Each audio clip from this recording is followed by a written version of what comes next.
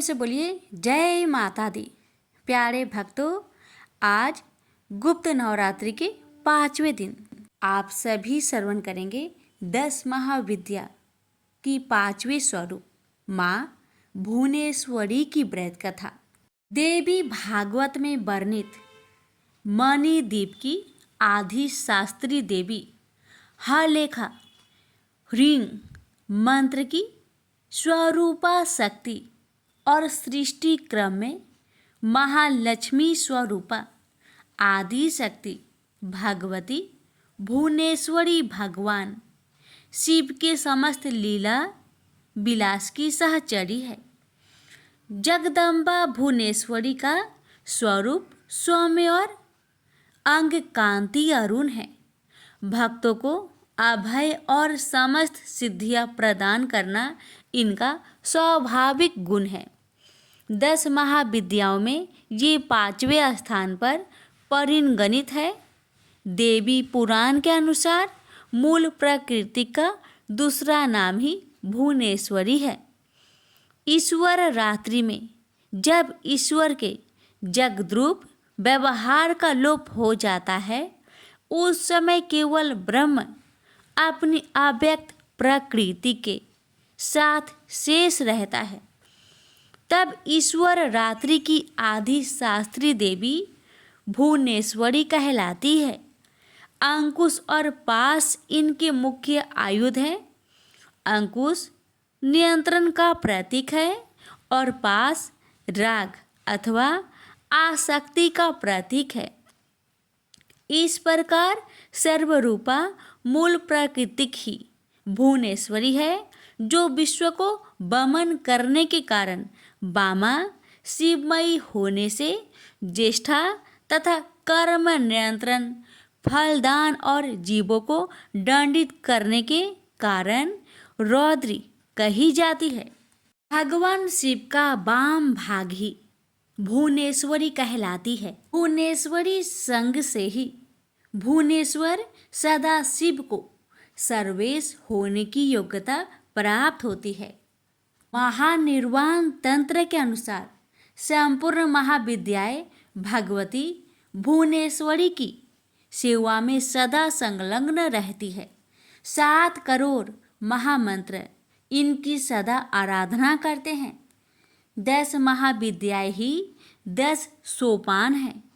काली तत्व से निर्गत होकर कमला तत्व की 10 स्थितियां हैं, जिनसे अव्यक्त भुवनेश्वरी व्यक्त होकर ब्रह्मांड का रूप धारण कर सकती है तथा प्रलय में कमला से अर्थात व्यक्त जगत से क्रमशः लय होकर काली रूप में मूल प्राकृतिक बन जाती है। इसलिए इन्हें काल की जन्मदात्री भी कहा जाता है। दुर्गा सप्तशती के 11वें अध्याय के मंगलाचरण में भी कहा गया है कि मैं भुवनेश्वरी देवी का ध्यान करता हूँ। उनके श्री अंगों की शोभा प्रातः काल के सूर्योदय के समान अरुणाभ है। उनके मस्तक पर चंद्रमा मुकुट है। 3 नेत्र से युक्त देवी के मुख पर मुस्कान की छटा छाई रहती है। उनके हाथों में पाश, अंकुश, वरद एवं अभय मुद्रा शोभा पाते हैं। इस प्रकार यह नील तंत्र की यह धारणा पुराणों के विवरण से भी पुष्ट होती है। इस प्रकार अंतर से काली और भुवनेश्वरी दोनों में अभेद है। व्यक्त प्राकृतिक भुवनेश्वरी ही रक्तवर्णा काली है। देवी भागवत के अनुसार दुर्गम नामक दैत्य के अत्याचार से संतप होकर देवताओं और ब्राह्मणों ने हिमालय पर सर्व कारण स्वरूपा भगवती भुवनेश्वरी की आराधना की थी। उनकी आराधना से प्रसन्न होकर भगवती भुवनेश्वरी तत्काल प्रकट हो गई। वे अपने हाथों में बाण, कमल, पुष्प तथा शाकमूल लिए हुए थी। उन्होंने अपने नेत्रों से आश्रु जल की सहस्त्रों धाराएं प्रकट की। इस जल से भूमंडल के सभी प्राणी तृप्त हो गए। समुद्रों तथा सरिताओं में अगाध जल भर गया और समस्त औषधियाँ सींच गई। अपने हाथों में लिए गए शाकों और फल मूल से प्राणियों का पोषण करने के कारण भगवती भुवनेश्वरी ही शताक्षी तथा शाकंभरी नाम से विख्यात हुई। उन्होंने ही दुर्गम सूर को युद्ध में मारकर उसके द्वार अपहत वेदों को देवताओं को पुनः सौंपा था। उसके बाद भगवती भुवनेश्वरी का एक नाम दुर्गा प्रसिद्ध हुआ। भगवती भुवनेश्वरी की उपासना पुत्र प्राप्ति के लिए विशेष फल प्रदा है। रुद्रायमल में इनका कवच, नील सरस्वती तंत्र में इनका हृदय तथा महातंत्र वर्ण में इनका सहस्त्र नाम संकलित है। तो प्रेम से बोलिए भुवनेश्वरी माता की जय हो।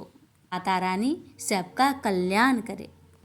प्यारे भक्तों, अब आप श्रवण करेंगे गुप्त नवरात्रि से जुड़ी माता की कथा और उसके बाद श्रवण करेंगे श्री दुर्गा सप्तशती पाठ का 9 और 10वां अध्याय। कथा इस प्रकार है। एक बार भगवान शिव कैलाश पर्वत पर समाधि लगाकर बैठ गए। वर्ष पर वर्ष बीतते चले, लेकिन उनकी समाधि भंग नहीं हुई। इससे सृष्टि का कल्याण और संहार रुक गया। सृष्टि के कामों में रुकावट आने से ब्रह्मा, विष्णु तथा अन्य देवताओं को बहुत चिंता हुआ और वे भगवान शिव की समाधि भंग करने के लिए उपाय सोचने लगे। ब्रह्मा भगवान विष्णु से बोले, भगवान आप ही कोई उपाय बतलाए जिससे भगवान शिव की समाधि टूटे और वह सृष्टि के कल्याण और संहार का अपना उत्तरदायित्व पूर्ण करने में लगे।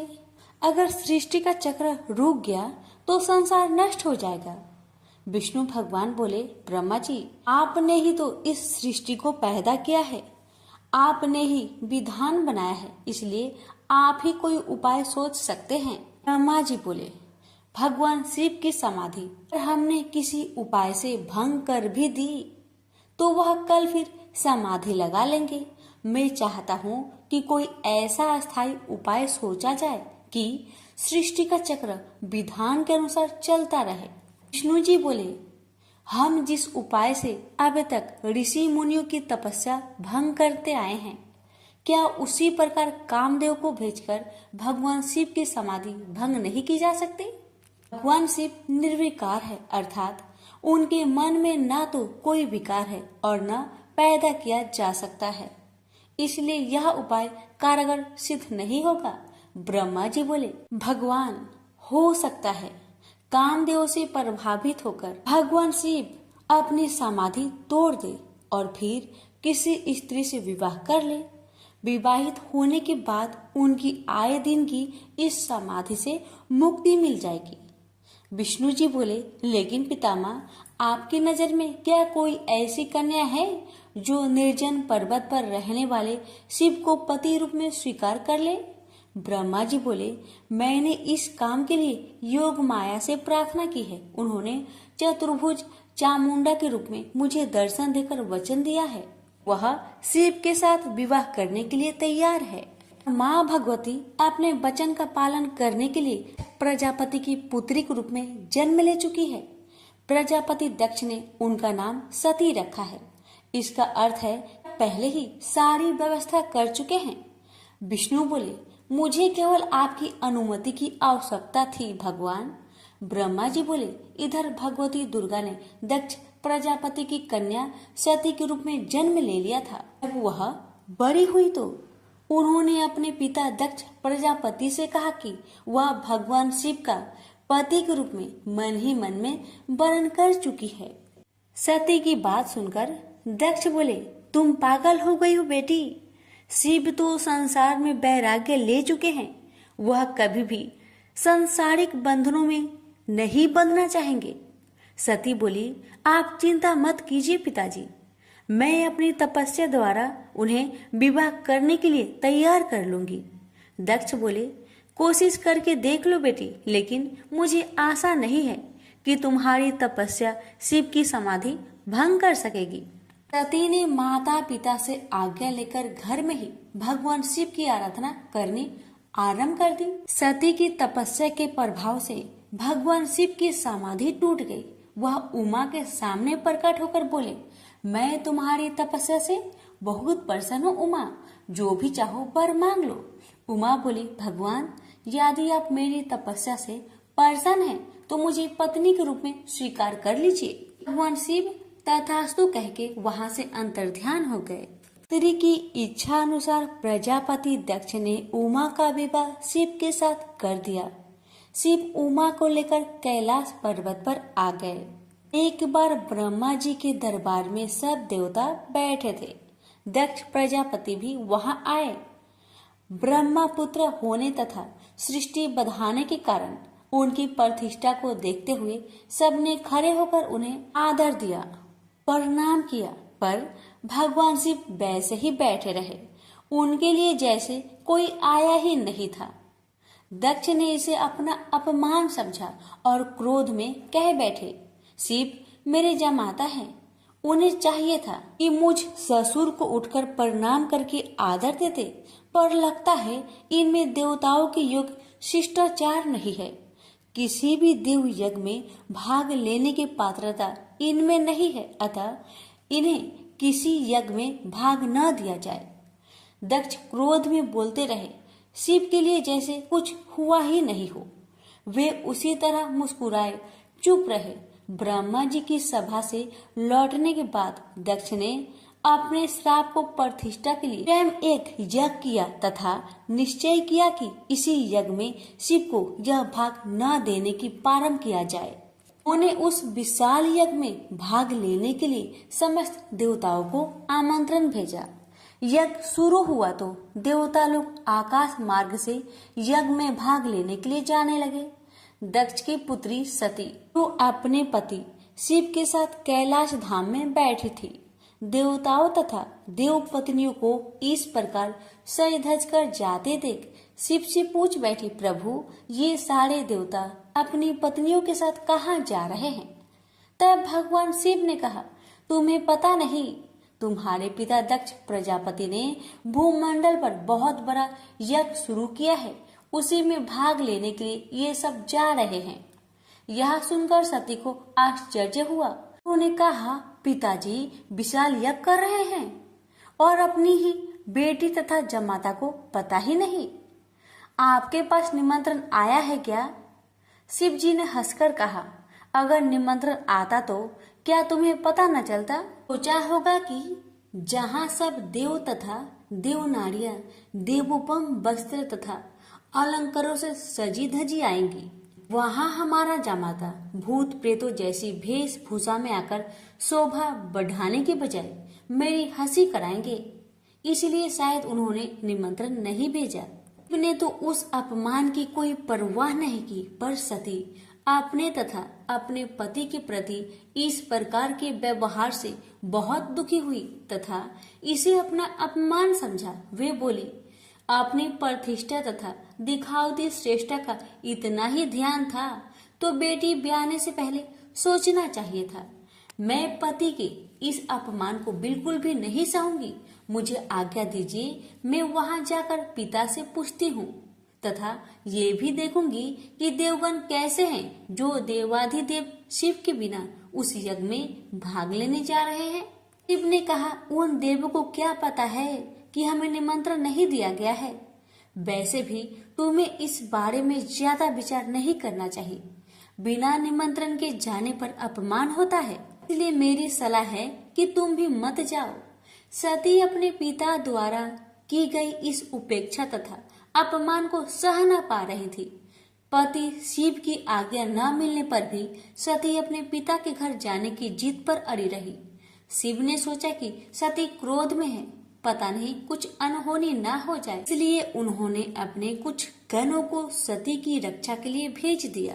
सती अपने पिता के घर पहुंची तो उनकी माता और बहनों ने तो बड़े स्नेह और सम्मान के साथ उनका स्वागत किया, लेकिन दक्ष तथा उसके समर्थकों ने उमा के प्रणाम का उत्तर देना तो दूर, उनकी ओर आंख उठाकर भी नहीं देखा। सती को अपने अपमान की परवाह नहीं थी। उन्होंने पिता से पूछा, पिताजी, आप प्रजापति की माया के अनुसार इतना बड़ा कर रहे हैं, इसमें भाग लेने के लिए देवगण तथा आपकी अन्य पुत्रियां तथा जमाता भी आमंत्रित है। मुझे और मेरे पति को आपने आमंत्रित क्यों नहीं किया? दक्ष ने कहा, सती, तुम अब मेरी पुत्री से अधिक किसी की पत्नी हो। तुम्हारे पति की उद्दंडता के कारण मैंने उसे श्राप दिया है। वह यज्ञ भाग का अधिकारी नहीं होगा। वैसे भी भूत पिचासों के साथ शमशान में रहने वाले का स्वर्ग में रहने वाले देवताओं के बीच कोई स्थान नहीं होता। सती ने कहा, वे आपके जमाता है, आपने उनकी पाद पूजा की है। वे देवों के देव महादेव हैं। यदि उन्हें ही यज्ञ भाग से वंचित किया गया तो वह यज्ञ उनके बिना सफल नहीं होगा। मैं स्वयं इसकी हव्य बनूंगी। न कहकर सती यज्ञ कुंड में कूद पड़ी। सती को यज्ञ कुंड में कूदते देख वहां हाहाकार मच गया। लोग उठ उठकर भागने लगे। यज्ञ की सामग्री लोगों के पैरों से कुचलकर इधर उधर जा गिरी। सती को इस प्रकार सती होते देख शिव के गण यज्ञ में आए ऋषि मुनियों और दक्ष के सैनिकों पर टूट पड़े। देख महर्षि भृगु वेद मंत्रों से अग्नि में आहुतियां देने लगे। महाशक्तिशाली अनगिनत दैत्य पैदा हो गए और शिव के गणों का संहार करने लगे।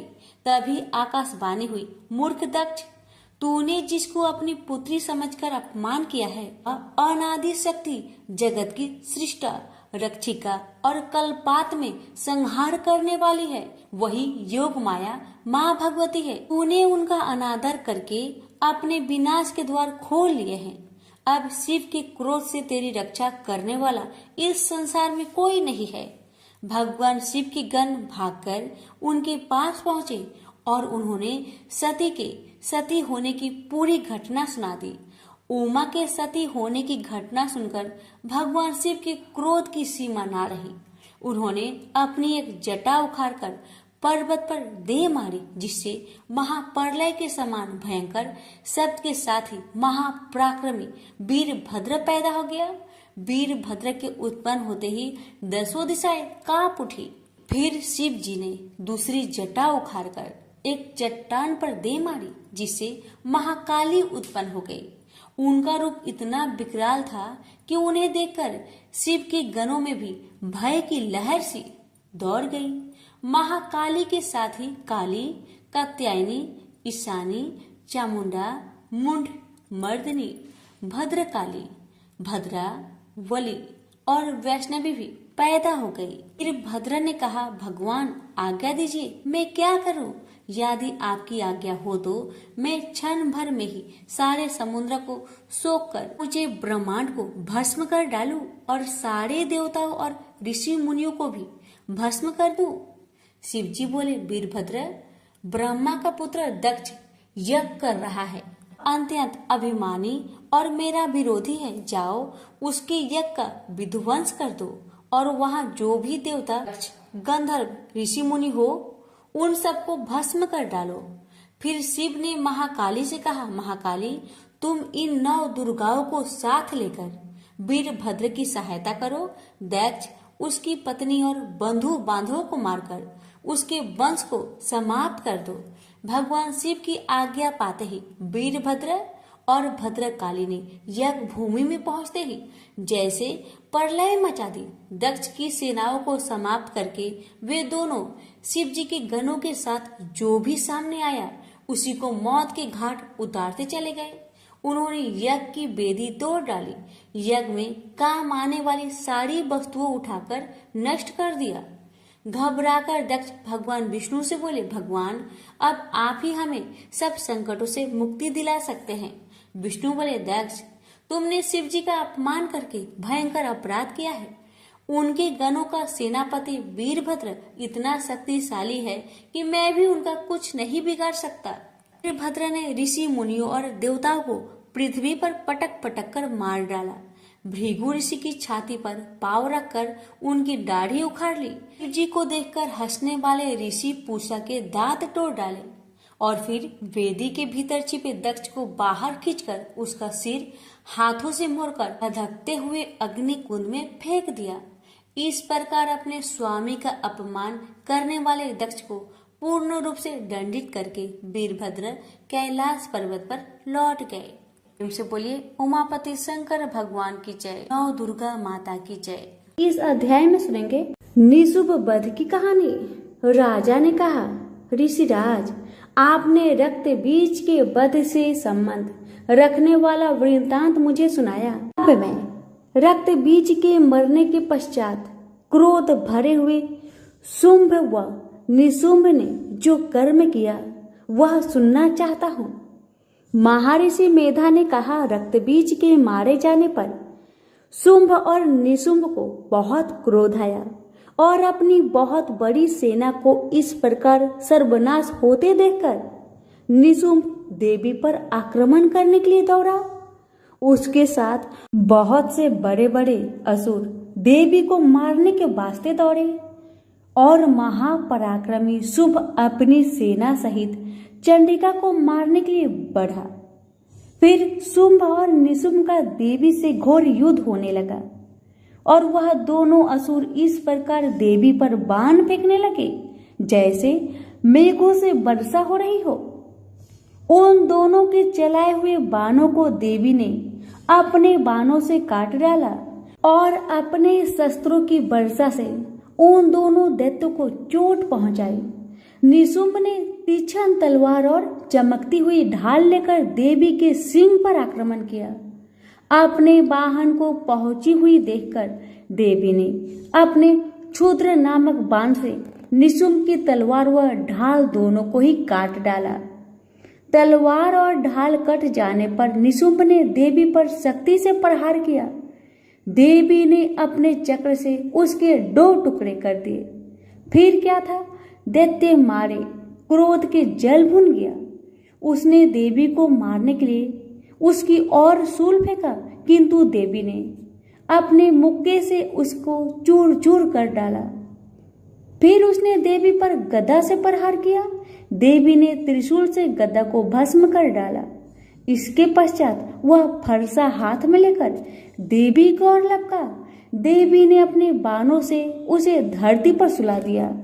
अपने पराक्रमी भाई निशुंभ के इस प्रकार से मरने पर शुंभ क्रोध में भरकर देवी को मारने के लिए दौड़ा। रथ में बैठा हुआ उत्तम आयुधों से सुशोभित अपनी 8 बड़ी बड़ी भुजाओं से सारे आकाश को ढके हुए था।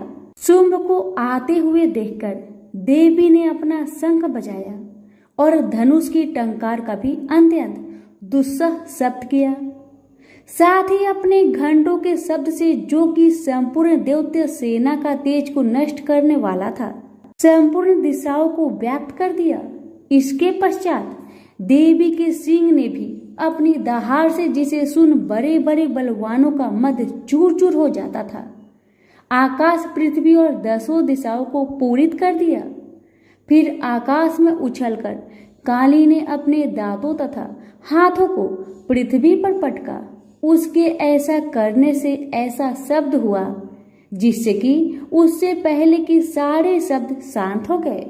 इसके पश्चात शिवदूती ने असुरों के लिए भय उत्पन्न करने वाला अट्टहास किया, जिसे सुनकर सब दैत्य थर्रा उठे और शुंभ को बड़ा क्रोध हुआ।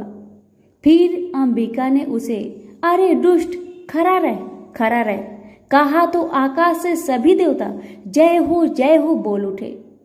शुंभ ने वहां जाकर ज्वालाओं से युक्त एक अत्यंत भयंकर शक्ति छोड़ी, जिसे आते देखकर देवी ने अपनी मोहलका नामक शक्ति से काट डाला।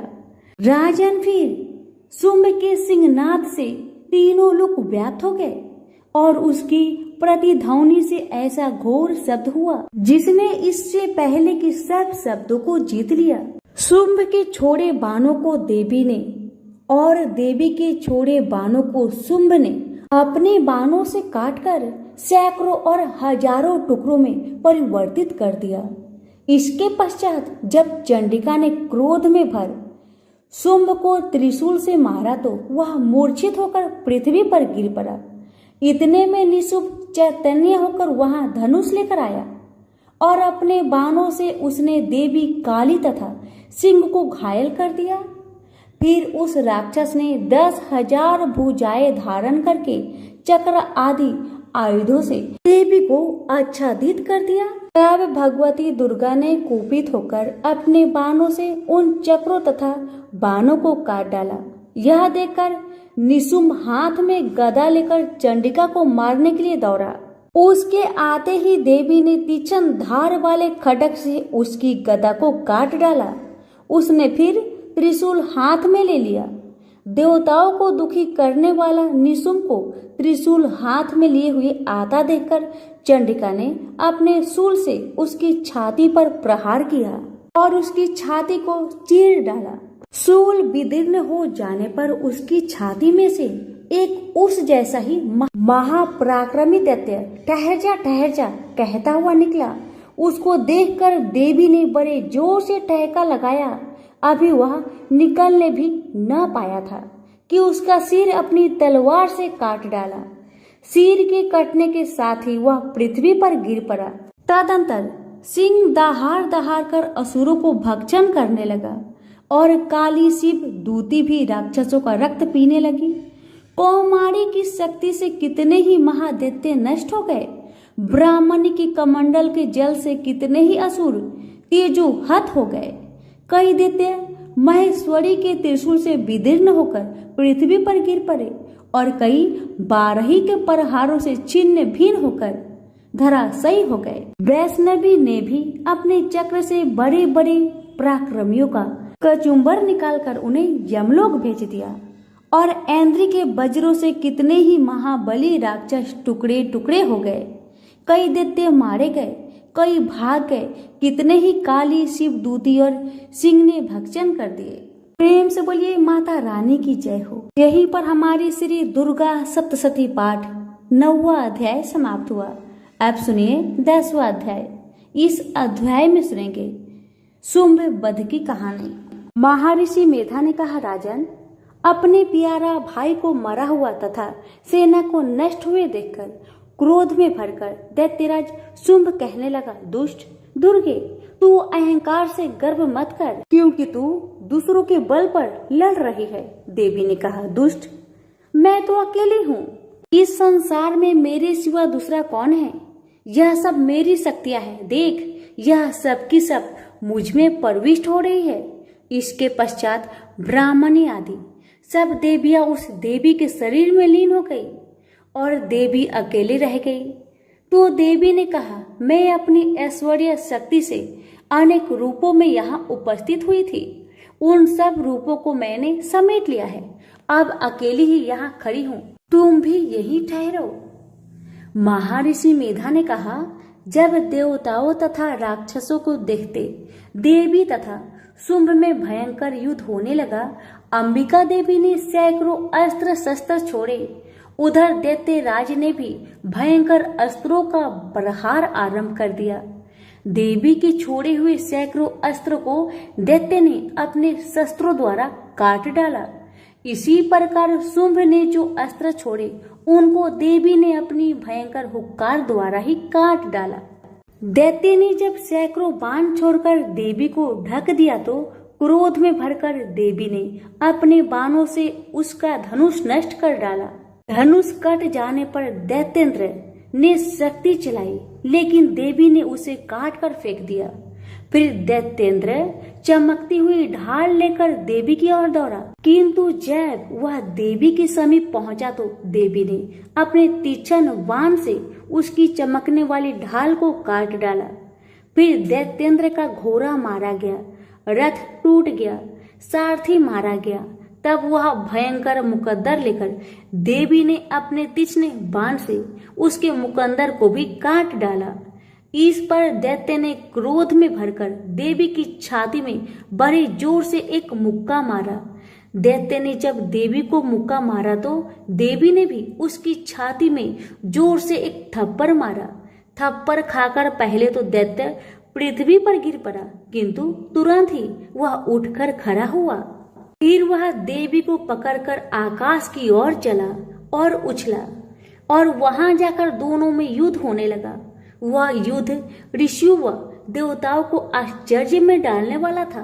देवी आकाश में दैत्य के साथ बहुत देर तक युद्ध करती रही। फिर देवी ने उसे आकाश में घुमाकर पृथ्वी पर गिरा दिया। दुष्ट आत्मा दैत्य पुनः उठकर देवी को मारने के लिए दौड़ा। तब उसको अपनी ओर आता हुआ देखकर देवी ने उसकी छाती विदीर्ण करके उसको पृथ्वी पर पटक दिया। देवी के त्रिशूल से घायल होने पर उस दैत्य के प्राण पेखरू उड़ गए और उसके मरने पर समुद्र द्वीप और पृथ्वी सब कांपने लग गए।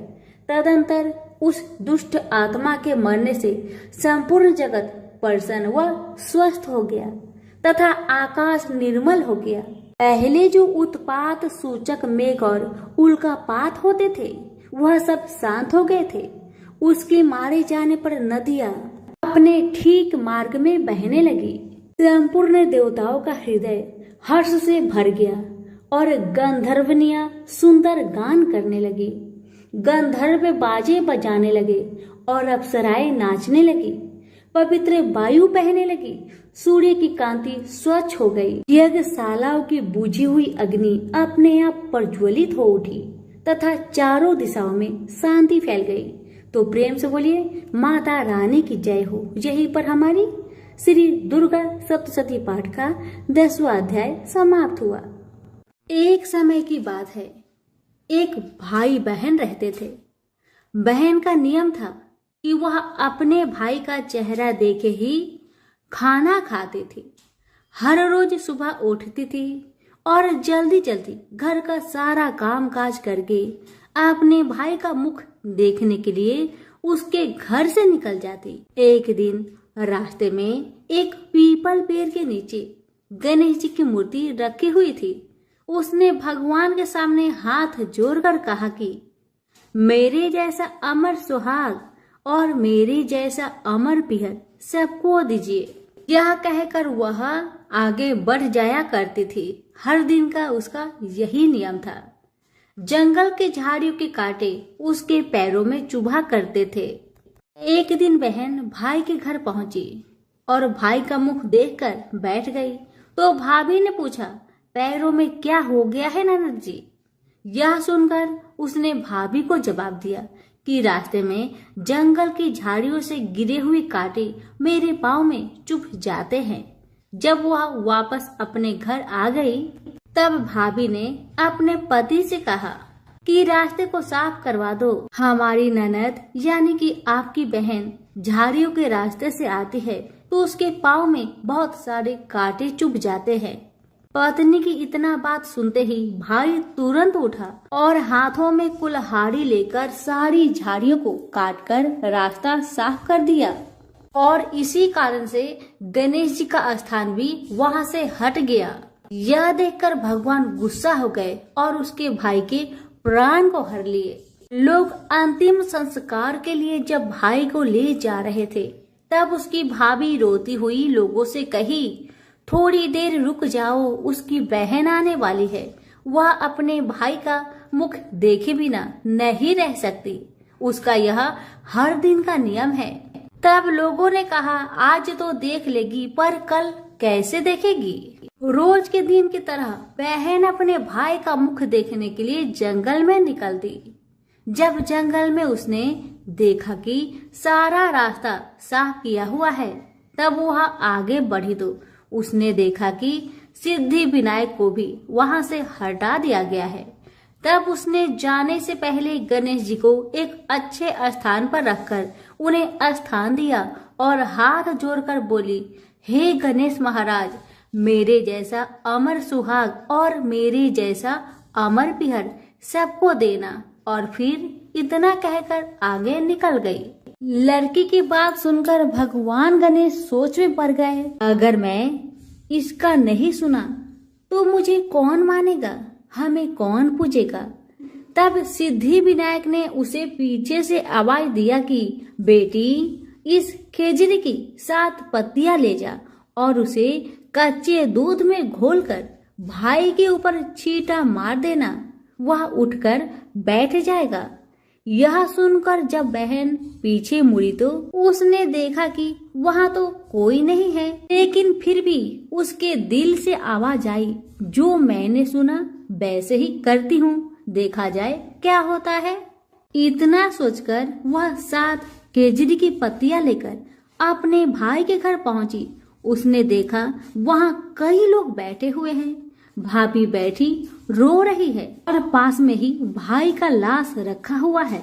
उसे रास्ते में जो आवाज सुनाई दी थी वही बात याद आई और उसने वैसा ही किया जैसे उसने सुना था।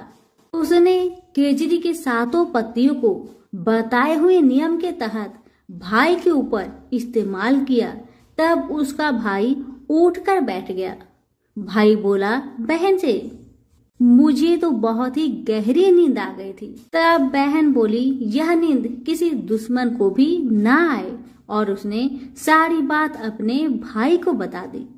हे गणेश महाराज, जैसे आपने उस बहन की सुनी वैसे ही कहानी कहने वाले, हुक्कारे भरने वाले सभी की परिवार की सुनना और सभी के परिवार की रक्षा करना। सभी प्रेम से बोलिए गणेश महाराज की जय हो। बहुत समय पहले की बात है। एक गांव में 7 भाई और एक बहन रहा करती थी। वो सब कुछ सुनती, पर जैसे ही विनायक जी का नाम आता तो घगरा झटका कर चली जाती। हर रोज उसका यही आदत था। जब भी गणेश महाराज का नाम आता तो घाघरा झटका कर चली जाती। एक दिन उस लड़की की इस आदत पर विनायक जी बहुत नाराज हुए और गणेश महाराज उस बहन को भयभीत करने लगे। डर के मारे बहन का तो बुरा हाल हो गया, बेचारी सूखने लगी।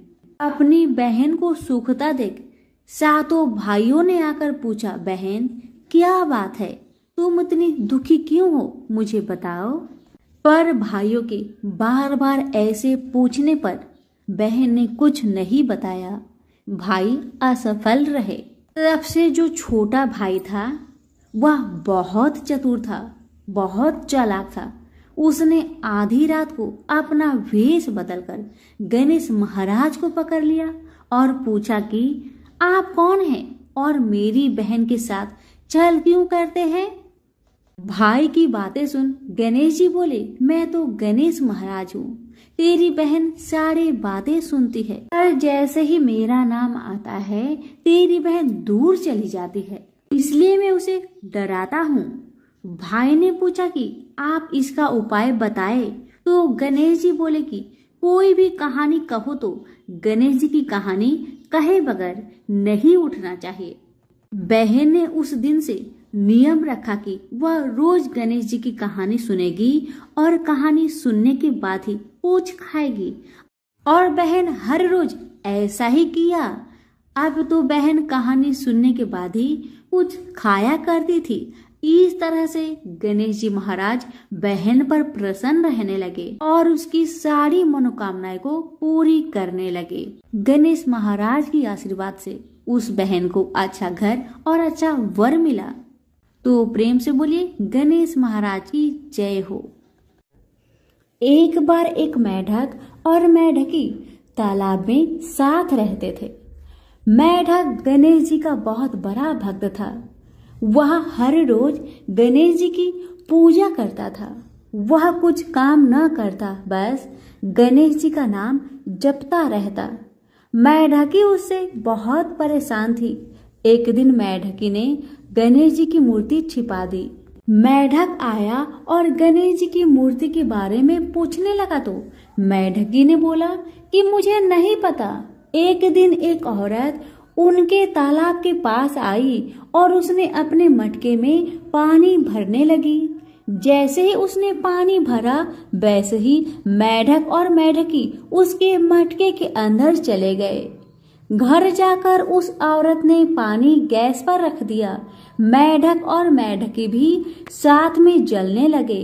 मेढकी मेढक को बोलने लगी कि तुम तो गणेश जी की बहुत बड़ी भक्त हो, तो बोलो गणेश जी को हमें बचाए।